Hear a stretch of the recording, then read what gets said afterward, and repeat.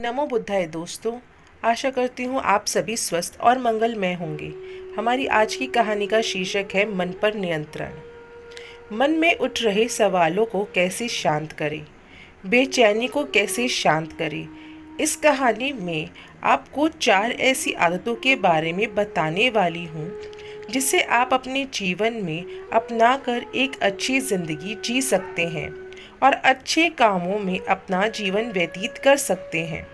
अगर आप इस कहानी को शुरू से लेकर अंत तक सुनते हैं तो यहाँ पर आपको 4 आदतें बताई जाएंगी जिससे आपकी पूरी ज़िंदगी बदल सकती है। कहानी शुरू करते हैं दोस्तों। एक बार किसी राज्य का राजकुमार महात्मा गौतम बुद्ध के पास आता है और वह महात्मा बुद्ध से कहता है, आप हमेशा कहते रहते हैं कि ध्यान करो, लेकिन मेरे लिए ध्यान करना तो दूर की बात है। मैं कुछ समय के लिए अपनी आंखें तक बंद करके शांति से भी नहीं बैठ पाता हूँ। मेरा मन इतना बेचैन है कि यह हर समय कुछ ना कुछ सोचता रहता है। मैं जब भी ध्यान करने बैठता हूँ तो मेरे अंदर विचारों का तूफान आने लगता है। लोगों के बारे में सोच सोच कर, अपने जीवन की बीती घटनाओं के बारे में और अपने भविष्य के बारे में, और ऐसा ही ना जितने कितने सारे अजीबोगरीब विचार लगातार मेरे मन में आते रहते हैं। मैं इन्हें रोकने की बहुत कोशिश करता हूँ, लेकिन जब मैं इन्हें रोकने में असफल हो जाता हूँ तो मैं ध्यान को तोड़कर बैठ जाता हूँ। इतनी बात कहने के बाद वह महात्मा बुद्ध की ओर देखता है और कहता है, बुद्ध, आप मेरी इस समस्या का कोई समाधान तो बताइए। बुद्ध ने कहा, मैं क्या समाधान बता सकता हूँ? सोच, तुम्हारा ही मन है, लेकिन ये तुम्हें कुछ देर तक आंख बंद करके बैठने भी नहीं देता। कितना आज़ाद कर रखा है तुमने इसे।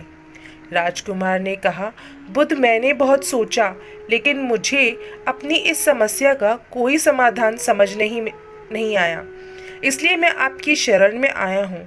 अब आप ही कोई रास्ता दिखाएं। बुद्ध ने कुछ देर तक राजकुमार के चेहरे की तरफ बड़े ध्यान से देखा, फिर कहा, ठीक है, तुम ये 4 आदतें छोड़ दो और फिर तुम्हारा मन लगने लगेगा। राजकुमार पूरे ध्यान लगाकर बुद्ध की बातें सुनने लगा।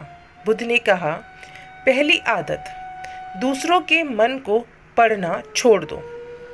तुम और तुम्हारे जैसे ज़्यादातर लोग यही गलती कर रहे हैं कि वह दूसरों की मन की बातों को पढ़ने का प्रयास कर रहे हैं कि अच्छा, सामने वाला मेरे बारे में ऐसा सोच रहा है, और यही एक आदत तुम्हें सबसे ज़्यादा बेचैन और परेशान कर रही है। ज़्यादातर उत्सुकता पर लोग दूसरों के मन की बातों को गलत और नकारात्मक तरीके से ही पढ़ते हैं। जैसे कि लोग अक्सर सोचते हैं कि दूसरे लोग उनकी तरक्की से जलते हैं, उसे नीचा दिखाना चाहते हैं, उसे पसंद नहीं करते, उसकी मदद नहीं करना चाहते, और ऐसा ही ना जाने कितनी सारी नकारात्मक बातें ये लोग दूसरों के प्रति अपने अंदर बैठा लेते हैं। फिर उनके बारे में ही सोचते रहते हैं, उनसे बदला लेने के तरीके सोचते रहते हैं, उन्हें नीचा दिखाने के मौके ढूंढते रहते हैं, और दूसरों के प्रति यही नकारात्मक सोच इन्हीं के दुख का कारण बनती है। और फिर ये लोग बेचैनी महसूस करते हैं, इसलिए दूसरे लोग को क्या सोचते रहते हैं उनका अनुमान लगाना बंद करो। दूसरे लोगों के विचारों को पढ़ने की कोशिश करना बंद करो। अगर पढ़ना ही है तो खुद के विचारों को पढ़ना शुरू करो कि तुम्हारे अंदर क्या चल रहा है।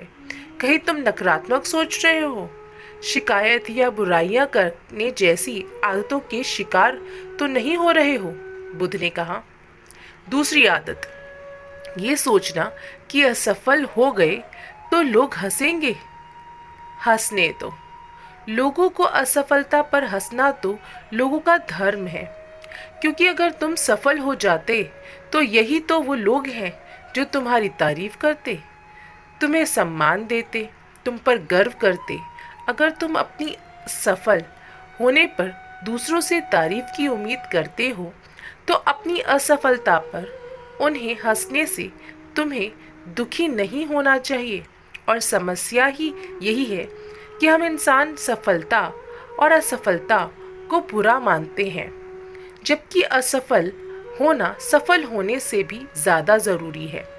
क्योंकि बिना असफल हुए सफल इंसान के अंदर घमंड और दूसरों को खुद से छोटा समझने की भावना पैदा करती है, जबकि असफलता हमें विनम्र रहना, धैर्य रहना और लगातार प्रयास करते रहना सिखाता है।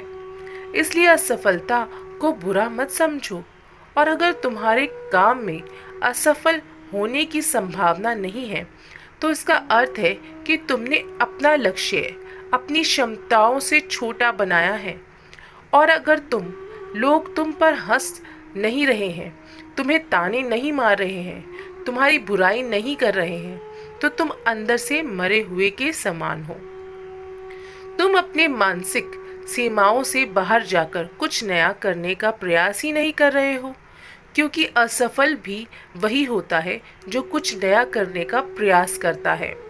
और एक बात हमेशा याद रखना, अगर तुम्हारे अंदर असफल होने का साहस नहीं है, तो तुम बड़ा लक्ष्य हासिल नहीं कर सकते जो तुम करना चाहते हो। इसलिए असफल होने और लोगों के हंसने से डरना बंद कर दो। बुद्ध ने कहा, तीसरी आदत, समय को काटना छोड़ दो। लोगों को लगता है कि वो समय को काट रहे हैं, लेकिन असल में समय यह बार उन्हें काट रहा है। लोगों के द्वारा समय को व्यर्थ के कामों में बर्बाद करने का केवल एक ही कारण है, और वह यह है कि उन्हें लगता है कि उनके पास बहुत समय है, जबकि सच्चाई यह नहीं है। क्योंकि उन्हें पहले वाले लोगों को भी यही लगता था कि उनके पास बहुत समय है, लेकिन उन्हें पता नहीं चला कि कब समय बीत गया और उनका बुलावा आ गया। और जब तक उन्हें अपनी गलती का एहसास हुआ, तब तक समय उनके हाथ से निकल चुका था।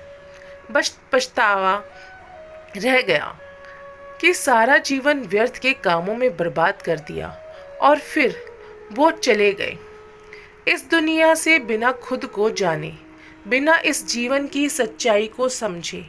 इसलिए जब तक यह जीवन है, इसे अच्छे कामों में लगाओ, खुद को जानने में, दूसरों की मदद करने में, लोगों की सही राह दिखाने में, मानवता के कल्याण में। और दूसरी बात, समय को बर्बाद करने से आज तक किसी को खुशी नहीं मिली है। हाल ही समय में काटने से तुम्हें क्षणिक खुशी तो महसूस हो सकती है, लेकिन जब तुम्हें होश आता है और तुम देखते हो कि कितना सारा समय बर्बाद किया जा चुका है, तब तुम्हें खुद पर क्रोध आता है और तुम पश्चाताप के भाव से भर जाते हो। और फिर यही पश्चाताप का भाव तुम्हारे अंदर तनाव पैदा करता है और तुम बेचैन हो जाते हो और लगातार अपनी उस गलती के बारे में सोचते रहते हो। फिर तुम्हारा किसी भी काम में मन नहीं लगता और तुम उदास रहने लगते हो, और यह चक्र लगातार चलता रहता है, जिसकी शुरुआत हुई थी समय को काटने से। इसलिए समय को काटना बंद करो और वो करना शुरू करो जो ज़रूरी है। बुद्ध ने कहा, चौथी आदत, यह सोचना छोड़ दो कि मुझसे बड़े बड़े लोग नहीं कर पाए तो मैं कैसे कर पाऊंगा। असल में दूसरों से खुद की किसी भी चीज़ में तुलना करना ही व्यर्थ है। सबकी परिस्थितियाँ अलग हैं, सबकी सोच अलग है, और क्या हुआ अगर दूसरे नहीं कर पाए तो हो सकता है कि तुम ही कर जाओ, क्योंकि अक्सर वही लोग इतिहास रचते हैं जिनसे ज़्यादा उम्मीद नहीं होती। और फिर हो सकता है कि जिसे तुम बड़ा समझ रहे थे, जिसके लिए तुम सोच रहे थे कि उसने बहुत मेहनत की है, बहुत प्रयास किया है, उसने कभी उतना प्रयास किया ही ना हो, केवल मेहनत करने का दिखावा किया हो। क्योंकि ज़्यादातर लोग कभी उतनी मेहनत करते ही नहीं हैं जितनी उन्हें अपने लक्ष्य प्राप्ति के लिए करनी चाहिए, और दूसरे लोगों के सामने यह दिखाने का प्रयास करते रहते हैं कि मैंने तो बहुत मेहनत की थी, लेकिन मेरी किस्मत ही खराब थी। और यही वो लोग हैं जो दूसरों को बातों ही बातों में कहते रहते हैं कि जब इतनी मेहनत करने के बाद मैं सफल नहीं हो पाया तो तुम कैसे हो पाओगे। लेकिन अंदर ही अंदर यह इस बात को जानते हैं कि उन्होंने कभी उतनी कोशिश ही नहीं की थी जितनी उन्हें करनी चाहिए थी।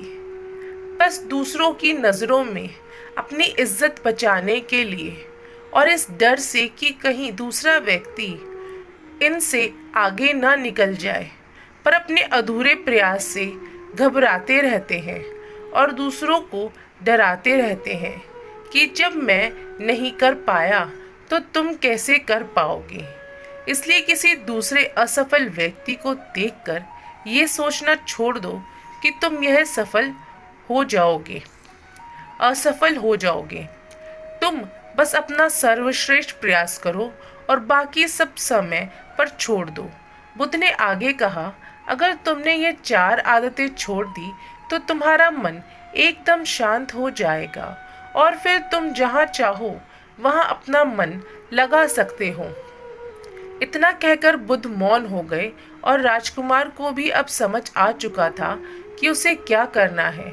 उसने मन ही मन उन चारों आदतों को छोड़ने का निश्चय किया और बुद्ध को धन्यवाद कर वहां से चला गया। कहानी की सीख। दोस्तों, इस कहानी से हमें यह शिक्षा मिलती है कि हमें यह नहीं सोचना चाहिए कि लोग मेरे बारे में क्या सोच रहे हैं।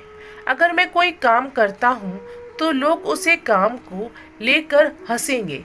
इसके अलावा हमें अपना व्यर्थ ही समय बर्बाद नहीं करना चाहिए। इसके अलावा हमें कभी भी यह नहीं सोचना चाहिए कि अगर किसी व्यक्ति ने कोई काम नहीं कर पाया तो मैं भी नहीं कर पाऊंगा। अगर दोस्तों आप मेहनत से किसी भी काम को करते हैं तो कोई भी काम छोटा या बड़ा नहीं होता और एक ना एक दिन सफलता अवश्य मिलती है। तो यदि आपको ये कहानी अच्छी लगी हो तो इसे लाइक कीजिएगा, अपने दोस्तों के साथ शेयर कीजिएगा, हमारे चैनल को सब्सक्राइब कीजिएगा। नई वीडियो के नोटिफिकेशन के लिए बेल आइकन ज़रूर दबा दीजिएगा। मिलते हैं एक नई कहानी को लेकर, तब तक के लिए धन्यवाद दोस्तों, अपना ख्याल रखिएगा।